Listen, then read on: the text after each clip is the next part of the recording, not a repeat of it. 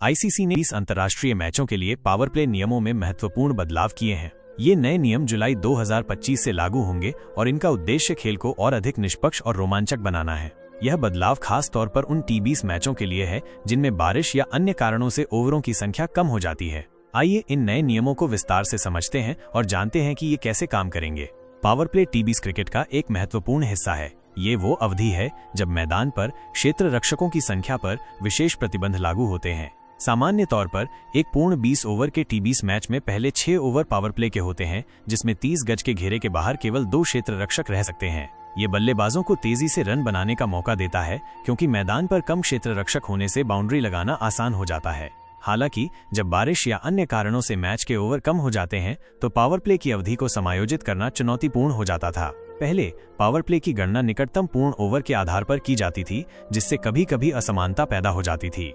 नए नियमों के तहत अब पावर प्ले की अवधि को निकटतम गेंद के आधार पर गणना की जाएगी, न कि पूर्ण ओवर के आधार पर। इसका मतलब है कि पावर प्ले की अवधि को और अधिक सटीक और निष्पक्ष बनाया गया है।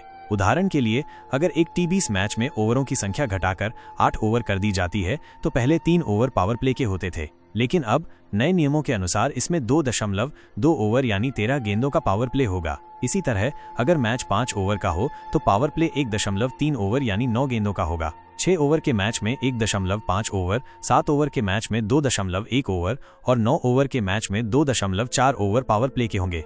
आईसीसी ने अपने आधिकारिक टेबल में इन बदलावों को स्पष्ट किया है। 10 ओवर के मैच में 3 ओवर, 11 ओवर के मैच में 3.2 ओवर, 12 ओवर के मैच में 3.4 ओवर और 16 ओवर के मैच में 4.5 ओवर पावर प्ले के होंगे। यह नई व्यवस्था इंग्लैंड की टी20 ब्लास्ट लीग से प्रेरित है, जहां कई वर्षों से पावर प्ले को गेंदों के आधार पर गणना की जाती रही है। आईसीसी ने अपने सदस्यों को बताया कि इस प्रणाली को खिलाड़ियों और अंपायरों ने आसानी से अपनाया है और इसे अब पुरुष टी20 अंतर्राष्ट्रीय मैचों के लिए मानक विधि के रूप में स्वीकार किया गया है।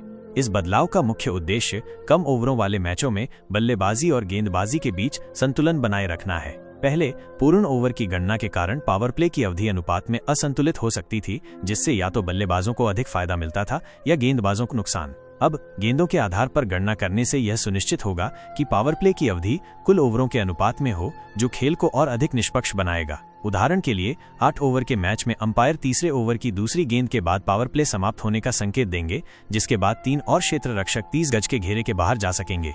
ये नियम केवल पुरुष टी20 अंतर्राष्ट्रीय मैचों पर लागू होगा। महिला टी20 नियमों में बदलाव बाद में विचार किया जाएगा। इसके अलावा आईसीसी ने अन्य नियमों में भी बदलाव किए हैं, जैसे टेस्ट मैचों में धीमी ओवर गति को नियंत्रित करने के लिए स्टॉप वॉच का उपयोग और कंकशन सब्स्टिट्यूट्स को पहले से नामित करने की आवश्यकता। इन सभी बदलावों का उद्देश्य क्रिकेट को और अधिक रोमांचक, निष्पक्ष और दर्शकों के लिए आकर्षक बनाना है। नए पावर प्ले नियम जुलाई 2025 से लागू होंगे और इनका पहला उपयोग आगामी टी20 आई सीरीज में देखने को मिलेगा। यह बदलाव निश्चित रूप से टी20 क्रिकेट की रणनीति को प्रभावित करेगा, क्योंकि टीमें अब और अधिक सटीकता के साथ अपनी रणनीति बनाएंगी। क्रिकेट प्रशंसकों के लिए ये एक नया अनुभव होगा जो खेल को और भी रोमांचक बना सकता है।